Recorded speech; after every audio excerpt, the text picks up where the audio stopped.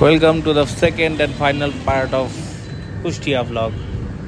গত পর্বে আপনারা দেখেছেন কিভাবে সুন্দরবন এক্সপ্রেস ট্রেনে করে কুষ্টিয়া পর্যন্ত এসে পৌঁছালাম। কুষ্টিয়া এসে লোকাল লোকদের কাছে জিজ্ঞেস করতে করতে পৌঁছে গেলাম বড় বাজার। রেলওয়ে স্টেশনের খুব কাছেই এই বড় বাজার। একটা টোটো ভাড়া করে শেয়ারে আসলে 10 টাকা আর রিজার্ভ করে আসলে হয়তো 40 টাকা নেবে। এই বড় বাজারে এসে তারপরে কিছুটা পথ পায়ে হেঁটে নৌকায় উঠতে হবে বা ট্রলার উঠতে হবে। এটা একটা নতুন রুট, আমি কোনো ভ্লগেই এই রুট দেখিনি। স্থানীয় লোকদেরকে জিজ্ঞেস করে করে এই রুটটাই আমি পেয়েছিলাম এবং বেছে নিয়েছিলাম।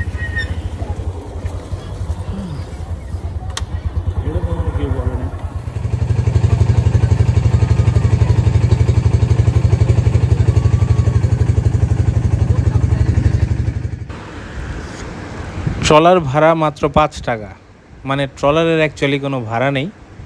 এই ঘাটে ঢোকার জন্য 5 টাকা দিয়ে ঘাটে ঢুকতে হয়। এটা হচ্ছে গড়াই নদী।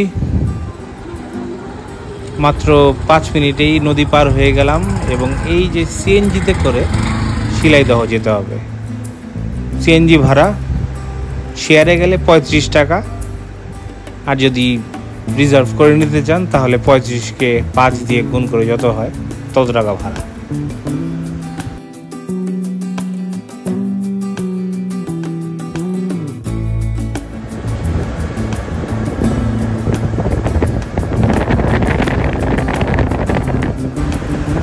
নর্মালি যারা শিলাইদহ ঘুরতে যায় ঢাকা থেকে, তারা বাই রোড হার্ডিং ব্রিজ বা লালন সেতু হয়ে তারপর যায়।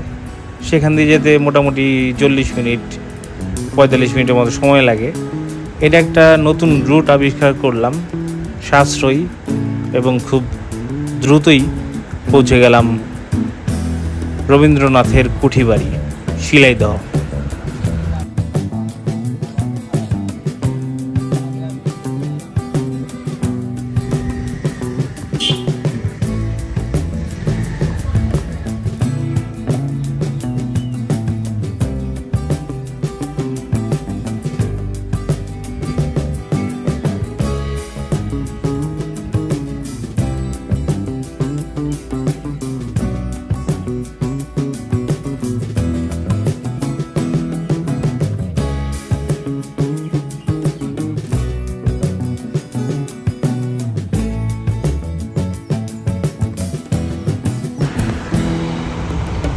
রবীন্দ্রনাথ ঠাকুর শিলাইদহের এই কুঠিবাড়িতে বসেই গীতাঞ্জলি মহাকাব্যের অনুবাদ করেছিলেন এবং তার কালজয়ী কবিতা সোনার তরী রচনা করেছিলেন।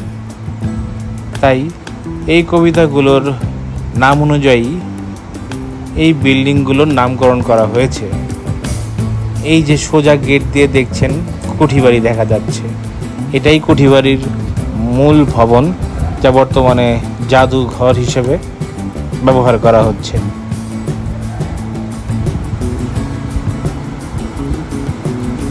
কুঠিবাড়িতে প্রবেশ করার সাথে সাথেই মন ভালো হয়ে গেল এর চমৎকার পরিবেশ দেখে। অত্যন্ত পরিষ্কার পরিচ্ছন্ন, ওয়েল মেইনটেইনড এবং একটা সংস্কৃত মনা লোকের জন্য শান্তির জায়গা বলতে পারেন।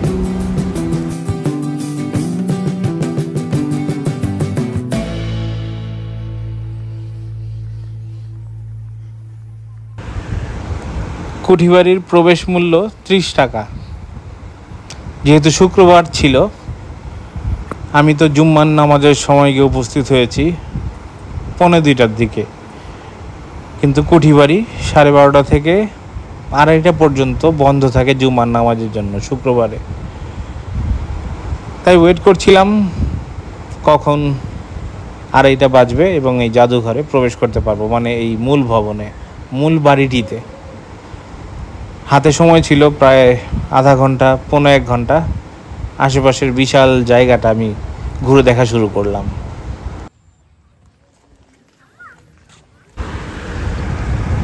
মেঘলা আকাশ, অসংখ্য বৃক্ষরাজির সমারোহ, চেনা অচেনা অনেক গাছ, পায়ের নিচে সবুজ ঘাস, জায়গায় জায়গায় সদ্য হয়ে যাওয়া বৃষ্টির জমে থাকা জলরাশি।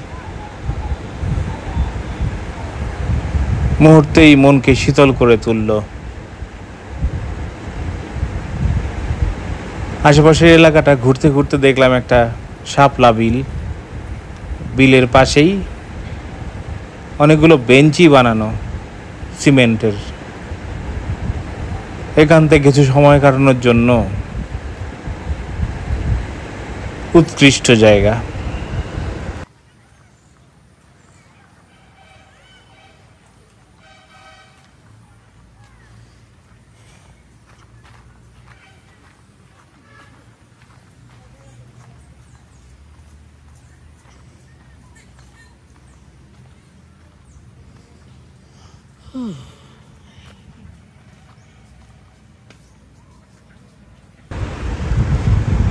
আমি একাকী অনেকক্ষণ এই বেঞ্চিতে বসে নীরবতা উপভোগ করলাম পাখির ডাক, পাতা পড়ার শব্দ,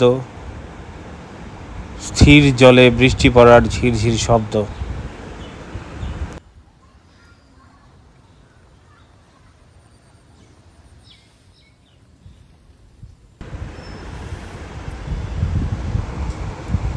এই বাঁধানো পুকুর ঘাটের চারপাশ দিয়ে ওয়াকওয়ে আছে। আমিও এখান দিয়ে হাঁটার লোভ সামলাতে পারলাম না। মনে হচ্ছিল চারপাশে শুধু প্রকৃতি আর আমি। আর এমন দিনে প্রেমিক যুগলের মনে প্রেম জেগে উঠবে, এটাই স্বাভাবিক। তাই আশেপাশে এমন অনেক জুটি দেখতে পেলাম। তাদের প্রাইভেসিতে আর হস্তক্ষেপ না করে আমি অন্যদিকে আমার ভিডিওগ্রাফি শুরু করলাম। এখান দিয়ে পুরো পুকুরটার একটা ল্যান্ডস্কেপ ভিউ পাওয়া যাচ্ছিল। আকাশ আর জল একসাথে মিলেমিশে একাকার।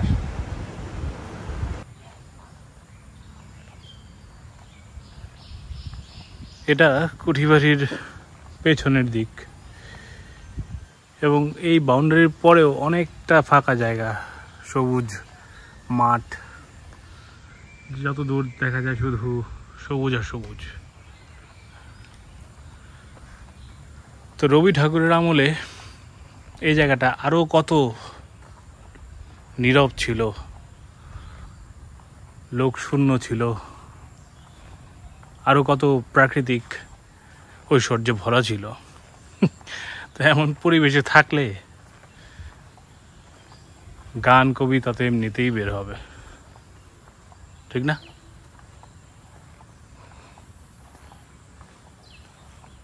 বিশাল আকৃতির গাছ, কি গাছ এগুলো জানি না।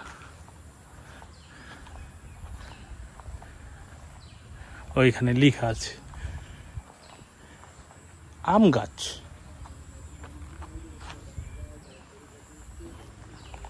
অবিশ্বাস্য, ওটাও আম গাছ।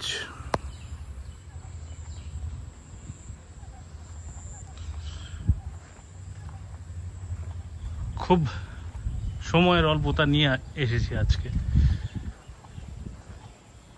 সকালে ট্রেনে এসেছি, ট্রেন এসে নামালো 12:30টায়, যেখানে নামানোর কথা ছিল 11:30টায়। তো 1 ঘন্টা এখানেই লেট। যদি সময় মতো আসতাম আর একটু ভালো মতো ঘুরতে পারতাম। ওর কথা আরো সময় নিয়ে আসতে হবে। নেক্সট এক গাছে এতগুলো জবা, আগে হয়তো আমি কখনোই দেখিনি।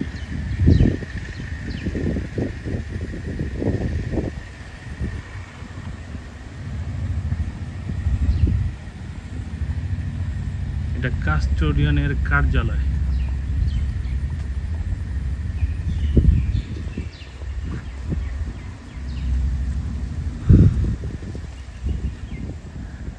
যতবার এই পতাকাটা দেখি বুকের রক্ত আরো দ্রুত সঞ্চালিত হওয়া শুরু করে। চিন্তা করতে পারেন কোন এক পূর্ণিমা জোছনায় এই বারান্দায় বসে বসে রবি ঠাকুর কবিতা লিখছেন।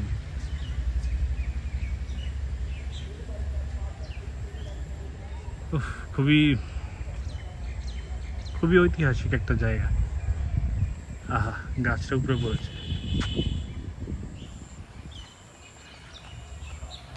একদম শেকড় থেকে উপরে পড়েছে।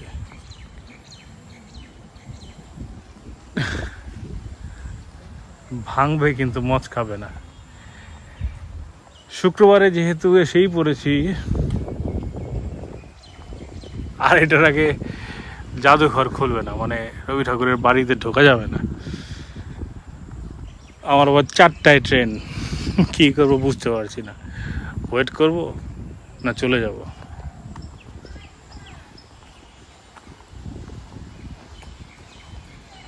কিন্তু ভেতরটা না দেখে যেতেও ইচ্ছা করছে না।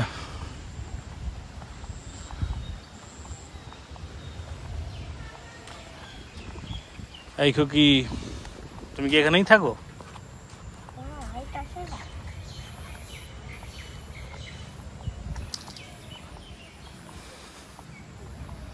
এমনিতেই মনটা ভালো হয়ে যাবে যে কারো আসলে, তার উপর আবার আজকে বৃষ্টি স্নাত দিন।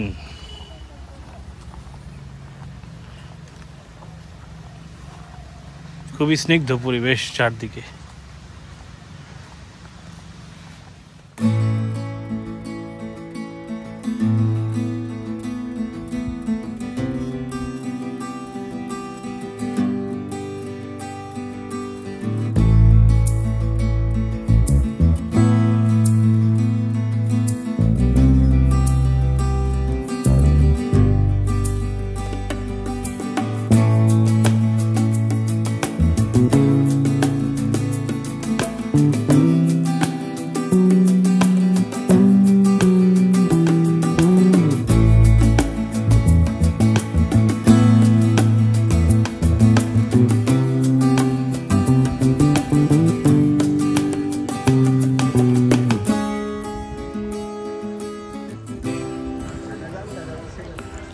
আসল নকল জানি না, সময় লাগবে। এই কুঠিবাড়ির সামনে থেকেই একটা 100 টাকা দিয়ে কুলফি মালাই কিনে নিয়ে সেটা খেতে খেতে ভ্যানে উঠে পড়লাম। এই কুঠিবাড়ি থেকে যাচ্ছি লালনের আখড়ায় ভ্যানে করে। এক অনবদ্য এক্সপিরিয়েন্স। এই মেঘলা দিনে,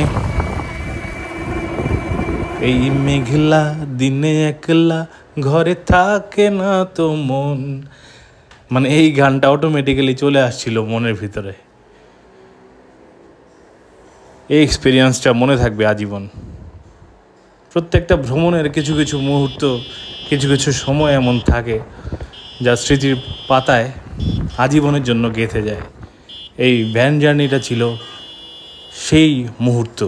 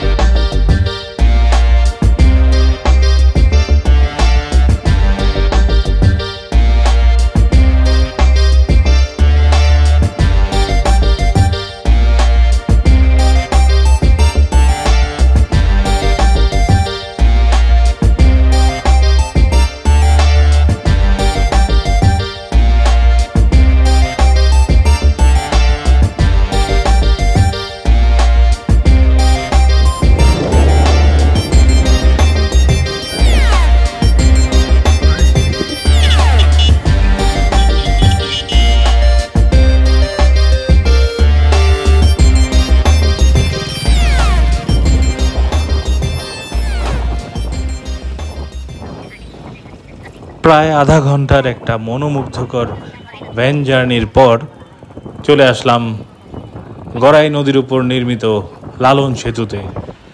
আর ওই পাশে হার্ডিং ব্রিজ, যেটা দিয়ে রেলে করে এসেছিলাম সকালে। এই চমৎকার এক্সপিরিয়েন্স নিতে নিতে চলে আসলাম লালনের মাজারে, জীবনে প্রথমবার।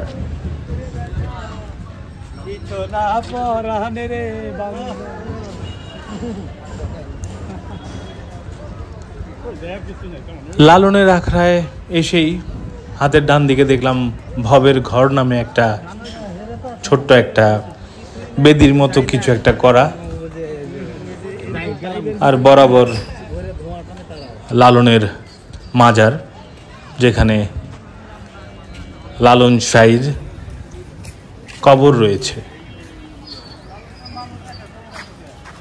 হাতের ডান দিকে সেই ভাইরাল একতারার মূর্তিটা। যেহেতু শুক্রবার ছিল এবং লাঞ্চের পর আমি গিয়েছিলাম, একদল বিশাল গ্রুপ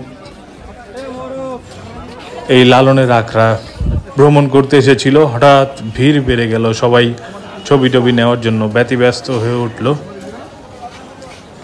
আমিও কিছু ছবি টবি নিয়ে চারপাশটা ঘুরে দেখলাম।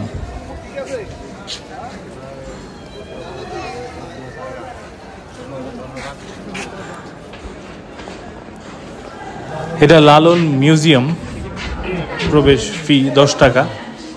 আপনারা ফ্রিতেই দেখে নিন, আমি জিজ্ঞেস করে নিয়েছি। এখানে ফটোগ্রাফি করা অ্যালাউড, ভিডিও করাও অ্যালাউড, যদিও তেমন কিছু নেই ভেতরে, কিন্তু 10 টাকা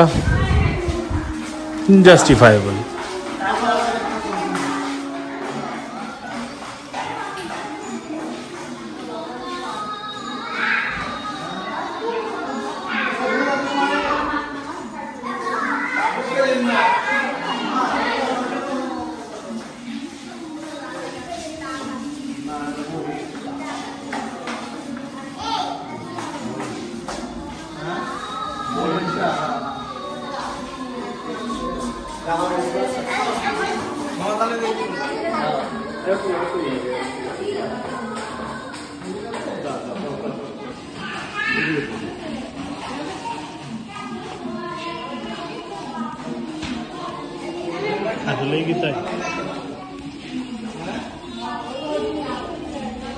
যেহেতু লালনের অরিজিনাল চেহারা কেউ দেখেনি বা এখনকার জেনারেশনে কেউ বলতে পারবে না, তাই অনেক ভক্তের আঁকা কাল্পনিক ছবি দিয়ে ভরা এই লালন জাদুঘর। ব্যবহৃত একতারা, এটা মনে হয় হুক্কা, খুবই অল্প জিনিসপত্র এই মিউজিয়ামে। তবুও মোটামুটি 10-15 মিনিট 20 মিনিট সময় ভালোই কাটবে আপনাদের।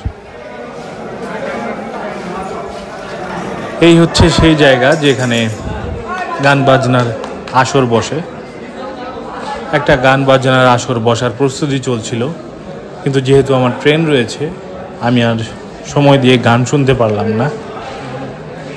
আজকের মতো কুষ্টিয়া ভ্রমণ এখানেই শেষ।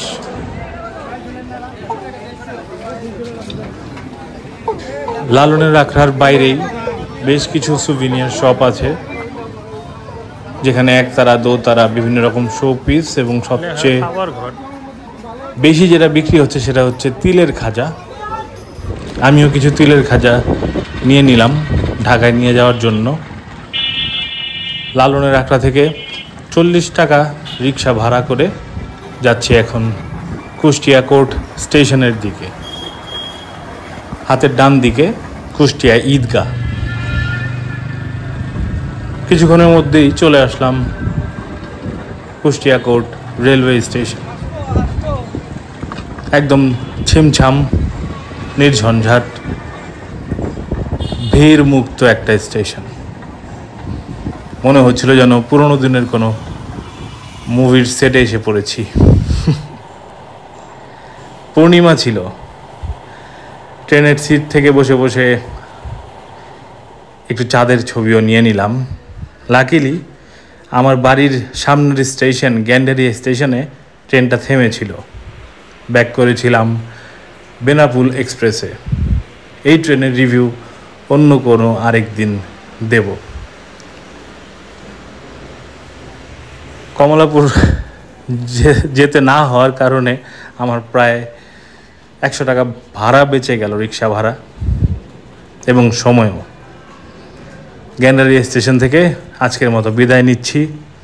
সবাই ভালো থাকুন, সুস্থ থাকুন এবং নিজের মনকে প্রায়োরিটি দিয়ে বাঁচতে থাকুন।